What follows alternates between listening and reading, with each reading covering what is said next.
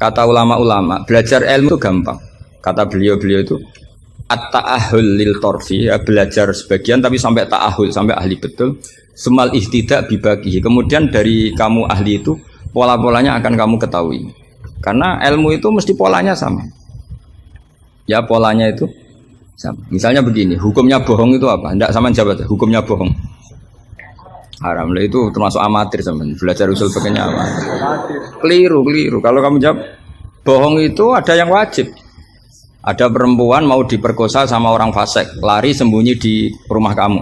Terus orang fasik tadi tanya ke kamu, apa ada perempuan kesini? Kamu wajib bohong atau wajib jujur? Wajib bohong. Makanya ini salah asuh ini mesti dunia ini. Maka kalau dalam analisis usul fikih, al-kitsbu ya'tarihil ahkam al-khamsah. Dalam bohong pun ada ahkam al-khamsah. Dan itu Nabi sudah memberi isyarat.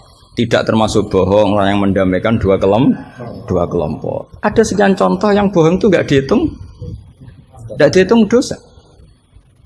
Makanya hadadin ini butuh riwayat. Kalau menurut logika bohong itu haram. Tapi misalnya ada seseorang fasikoh, misalnya lonte nakal, janjian sama hidung belang, malam ini tak booking kamu tak bayar, itu wajib nepati apa wajib ingkar itu Pak? Kalau kamu bilang nepati janji itu wajib, berarti ini wajib. Maka saya bilang tadi, saya bukan sama Gusan Sadeli, coba ajarkan bahwa baiknya nepati janji, baiknya senyum itu harus berbasis halal dulu. Kalau senyum yang melakukan perayu fasikoh, ya jadinya haram. Nepati janji yang melakukan fasikoh ya jadinya haram, karena janjian untuk melakukan perzinaan misalnya. Nah ini kamu harusnya fikihnya Mahatali harus seperti itu. Jangan nurut Pak Khairuddin, ini amatir. Masalah. Masa kenal saya baru ini sudah ngatur. Ini harus sepakat, yang ngatur kiai itu dosa. Wong guru saya aja jarang ngatur saya, kok orang lain ngatur. Itu Mbah Mun kalau nimbali saya mesti bahak takoi, nak pas nganggur kontrine. Ini ndak ngundang tanggalnya, jamnya diatur. Semoga Allah mengampuni.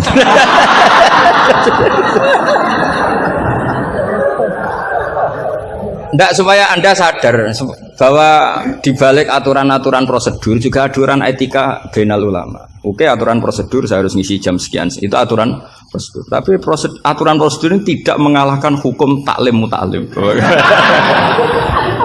Makanya semoga ngerubah jadwal ini bagian dari kafaroh ya. Amin. Saya teruskan ya. Jadi fikih itu harus Anda itu harus setengah hafal. Ya minimal takrib muin. Nah, barokahnya setengah hafal ini kamu punya basis. Basis, kalau basisnya kuat nanti bisa ihtidak ila bagihi. Misalnya begini. Kalau kamu maknani qasrus salat itu apa? Coba. Enggak, jawab saja. Meskipun amatir jawab saja. Qasrus salat. Apa gurunya yang tak tanya? Nanti kalau enggak tahu malu kan. Ya kalau murid enggak benar kan pantas. Meskipun nanti enggak benar saya nyalakan gurunya juga. Coba jawab, qasrus salat itu apa coba? Loh iya, maksudnya gimana? Dari 4 menjadi 2. Kalau dari 3 enggak kan? Dari 2 enggak bisa. Itu pengetahuan standar. Pengetahuan standar. Amatir masalah. Tapi cukup lah. Cukup untuk ngelamar anak Pak Kaji itu sudah.